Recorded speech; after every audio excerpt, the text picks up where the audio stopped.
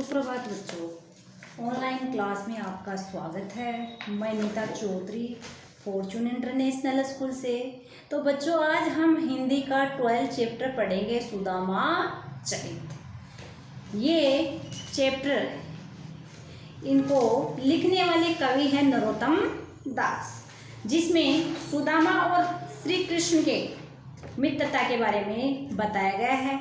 सुदामा है वो अपने मित्र श्री कृष्ण के पास द्वारिका जाता है और किस हाल में है उसका वर्णन किया गया है कि सुदामा जब द्वारिका जाते हैं तो क्या पहन रखा है, किस हाल में है, उनकी दुर्दशा का वर्णन इन दोहों के माध्यम में किया गया है।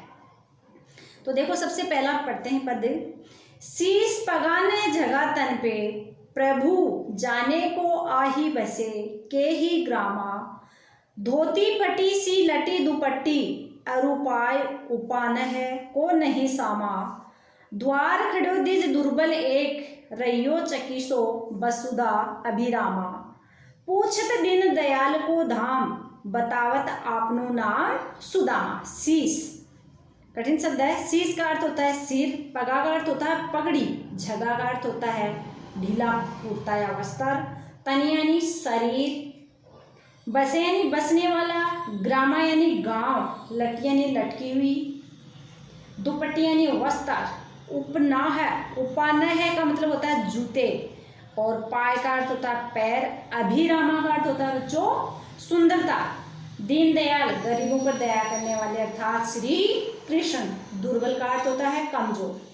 चकिसो चकित होकर, यानी इसमें ये बताया गया है इस पद में कि सुदामा अपनी पत्नी वसुंधरा के जिद करने पर सुदामा श्री कृष्ण से मिलने द्वारिका पहुंचते हैं। तो द्वारपाल ने उन्हें बाहर दरवाजे पे ही रोक लिया और स्वयं श्री कृष्ण को उनका परिचय देने महल के अंदर पहुंच श्री कृष्ण से कहने लगे। द्वारपाल श्री कृष्ण जी से कहता है कि हे प्रभु, दरवाजे पे एक दुर्बल ब्राह्मण खड़ा है, उसके सिर पर न तो पगड़ी है और ना ही शरीर पर वस्त्र हैं, और जो वस्त्र हैं वो भी फटे पुराने हैं। न जाने किस गांव का रहने वाला है, उसकी धोती भी फटी हुई है, उसके पैरों में जूते नहीं हैं, उसके पाँवों में बिवाइयाँ फटी हुई हैं, और वो यहाँ की सुंदरता को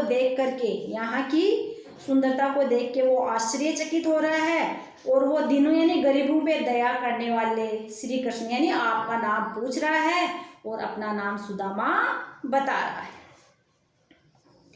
आगे देखो दूसरा पद। ऐसे बेहाल बिवाइया सो, पग कांटक जाल लगे कुनि जोय, हाय महादुख पायो सखा, तुम आए इते न कीते दिन खोए, देखी सुदामा की दीन दशा, करुणा करके करुणा निधि रोए, पानी प्रात को हाथ छुयो नहीं, नैनन के जल सो पगे धोए।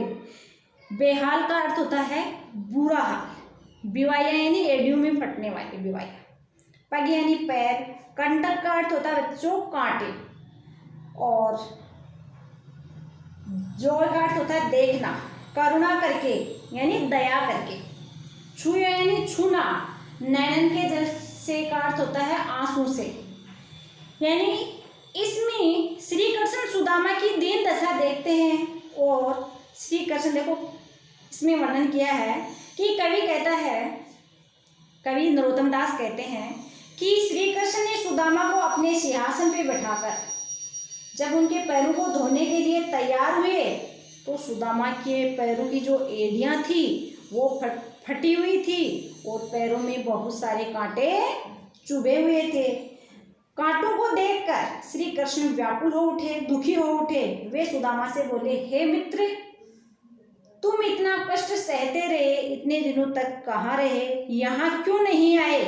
सुदामा की ये दयनीय दशा यानी गरीब दशा को देखकर श्री कृष्ण करुणा से भर उठे और उन्होंने जो प्रात में सुदामा के पैरों को धोने के लिए जो पानी मंगवाया था उसको छुआ नहीं और अपनी आंखों के आंसू से ही सुदामा के पैर धोए।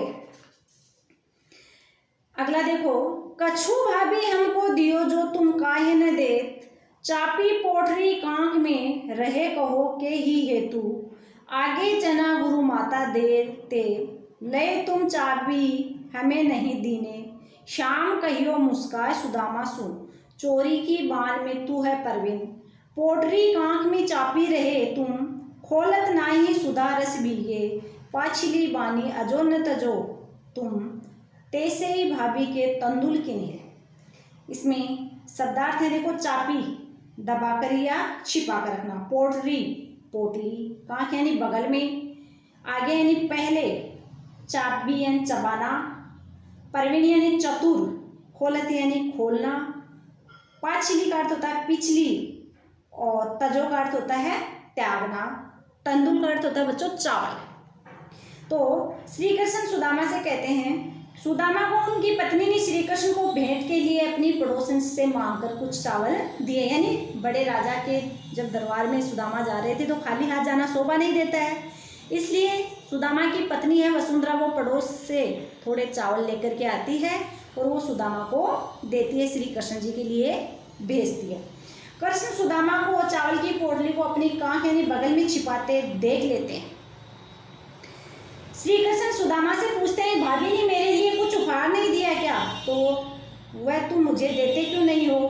किस कारण से तुम उस पोटली को अपनी बगल में छिपा रहे हो? यानी श्री कृष्ण को ये सारी चीज़ों का पता चल गया था कि पोटली लेके आए, चावल लेके आए, लेकिन ये उसको छिपा रहे हैं। बचपन में आश्रम की एक घटना सुदामा को याद दिलाते हुए श्री कृष्ण ने सुदामा से कहते हैं, श्री कृष्ण सुदामा से क्या कहते हैं कि देखो, पहले भी गुरु माता ने हम दोनों को खाने के लिए चने दिए थे, जिन्हें तुम अकेले ही खा लिया।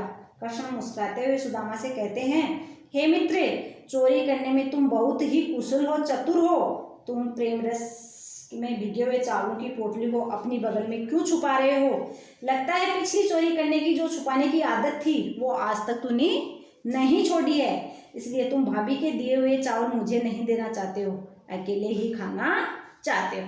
यानी श्री कृष्ण जी के पास जब सुदामा गए तो वसुंधरा ने श्री कृष्ण जी को देने के लिए चावल दिए, लेकिन सुदामा श्री कृष्ण को वो चावल देने में संकुचा रहे हैं, उस पोटली को छिपा रहे हैं। लेकिन श्री कृष्ण जी को सारी चीज़ों का पता चल जाता है और वो सुदामा से कहते हैं कि अभी भी आपकी आदत गई नहीं क्या? अकेले ही चावल खाना चाहते हो क्या? इसके बारे में सुदामा से श्री कृष्ण कह रहे हैं। तो बच्चों, आज हमने इस चैप्टर के 3 पद पढ़े हैं, बाकी ये जो पद हैं वो अगले वीडियो में पढ़ेंगे। इन तीनों पदों को आपको एक बार फिर पढ़ना है, इसकी सप्रश्न व्याख्या आपको याद करनी है। धन्यवाद।